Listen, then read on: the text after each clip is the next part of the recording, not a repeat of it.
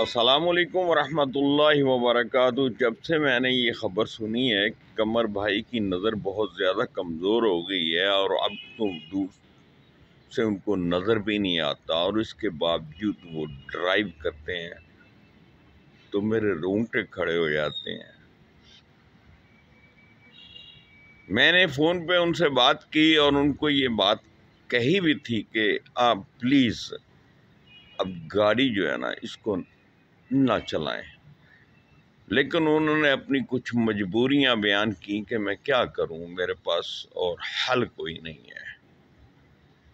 अल्लाह के बंदो, मैंने उनको ये कहा था कि अगर इंसान की ज़िंदगी ही ना रहे तो ये गाड़ी तो फिर भी चलती रहेगी, तो अपने तमाम मामलात अल्लाह पर छोड़ दें। अल्लाह मुसब्बल असबाब है, बेशक रिज़्क के ख़जानों का वही मालिक है। हमारा काम तो कोशिश करना है, उसके बाद अल्लाह ही के सपुर्द हर मामला होता है।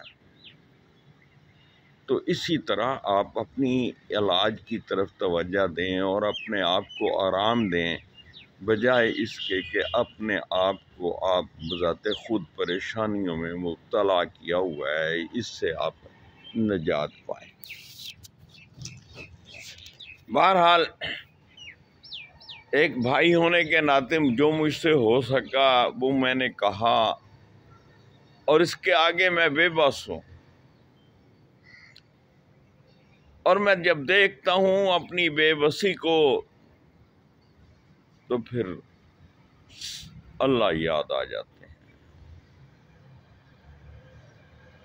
जिंदगी में बेशुमार ऐसे इक़दामात मैंने उठाए जिनमें मैंने सोचा कि अब कामयाबियाँ ही कामयाबियाँ होंगी और मैं ये बन जाऊंगा और ये कर दूंगा और ये हो जाएगा।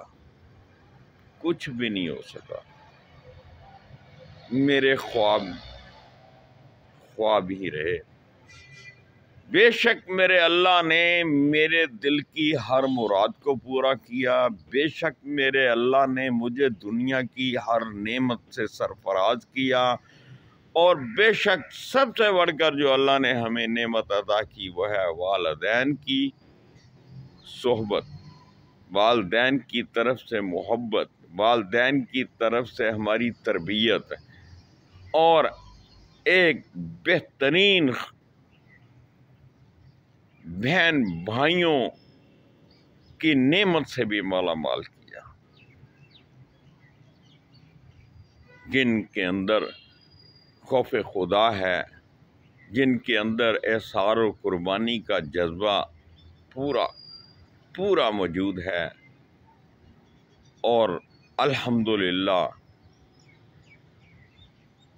बेशक जहाँ तक हो सकता है वो अल्लाह और अल्लाह के नबी के अहकामात के मुताबिक ज़िंदगियाँ बसर करते हैं। कोताहियाँ, खामियाँ तो हर इंसान में होती हैं और इंसान से गलतियाँ भी सरज़द हो जाती हैं, लेकिन हमें अपने बहन भाइयों की गलतियों या खामियों को नज़रअंदाज करते हुए उनकी खूबियों को सामने रखना चाहिए और उनको सराहना चाहिए, और यही हक के बंदगी है। आपके दोस्त हैं, आपके अजीज़ हैं, आपके बहन भाई हैं, अगर वो आप पे कोई एहसान करते हैं तो उनके एहसानात को कभी नज़रअंदाज न करें, बल्कि उनका शुक्र भी अदा करें और साथ अपने रब्बुल आलमीन की बारगाह में सजदा रेज़ होकर अल्लाह का भी शुक्र अदा करें कि आपको ऐसे अच्छे माँ बाप, बहन भाई, दोस्त, यार, अहबाब अता किए जो आपके साथ सिला रहमी करते हैं।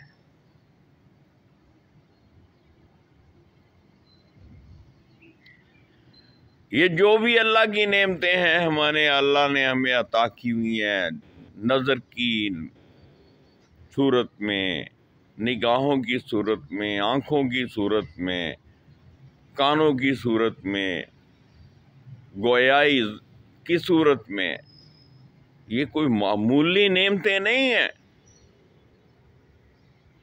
ان کی قدر صرف وہی جانتا ہے جس کے پاس یہ نعمتیں نہیں ہیں، اور وہ ان نعمتوں سے محروم ہے۔ اللہ کے بندو، اللہ کی جتنی بھی نعمتیں ہمیں عطا ہوئی ہیں ان کا ساری زندگی بھی شکر ادا کرنا شروع کریں تو نہیں کر سکتے۔ لہذا بات تو یہ ہے کہ اللہ نے جو ہمیں یہ نعمتیں دی ہیں، ہمیں زندگی جیسی بہت بڑی نعمت عطا کیا ہے، اور اس سے بڑھ کر سب سے زیادہ جو نعمت ہے وہ صحت ہے۔ اور اگر اللہ نے اتنی بڑی نعمت سے ہمیں نوازا ہوا ہے تو ہمارا حق تو یہی ہے کہ ہم ہر وقت اس کا شکر ادا کرتے رہیں۔ اللہ کے بندو، یہ زندگی کے سانس ہمارے پاس امانت ہیں، نہ جانے کب یہ ہم سے چھین لیے جائیں۔ اب بھی وقت ہے کہ ہمیں اللہ کی طرف پلٹنا ہوگا، اور اس کو اللہ کے بتائے ہوئے طور طریقوں کے مطابق زندگی بسر کرنا ہوگی، اور اس کے طور طریقوں کو جاننے کے لیے ہمیں القرآن کو کھولنا ہوگا،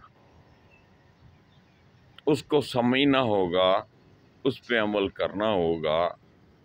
تو اس کے نتیجہ میں ہمیں اللہ تبارک و تعالیٰ کیا بشارت عطا فرماتے ہیں کہ میں تمہیں ہدایت سے بھی نوازوں گا اور تمہیں رحمت سے بھی۔ سورہ یوسف کی آخری آیت میں اللہ تبارک و تعالیٰ نے قرآن مجید کا تعارف کچھ اسی طرح کروایا ہے کہ جو ایمان لانے والے ہیں ان کے لیے یہ کتاب جو ہے یہ ہدایت بھی ہے اور رحمت بھی۔ اب تو بات یہ ہے کہ ہمیں یہ سوچنا ہے کہ ہمیں کیا فیصلہ کرنا چاہیے۔ یہ جس دنیا کے پیچھے ہم بھاگے چلے جا رہے ہیں، یہ تو نہ آج سے پہلے کبھی کسی کی ہوئی ہے اور نہ کبھی کوئی اس کو پا سکا ہے۔ ہمارے سامنے ہی قرآن مجید میں قصے کہانیاں بیان ہوئے ہیں، پہلی اقوام کی داستانیں موجود ہیں، پہلے جو کتابیں اللہ نے اپنے نبیوں پہ نازل کی اور اس زمانے کے لوگوں کے واقعات پورے کے پورے محفوظ ہیں، عبرت کے لیے ہمیں بتائے اور سنائے گئے ہیں۔ لیکن ہم اگر عبرت حاصل نہ کر سکیں تو یہ جہالت ہے۔ اللہ ہمیں علم و عمل کی توفیق عطا فرمائے۔ اپنا خیال رکھیے گا، دعاؤں میں یاد رکھیے گا۔ بہت بہت شکریہ۔ فی امان اللہ۔ اللہ حافظ۔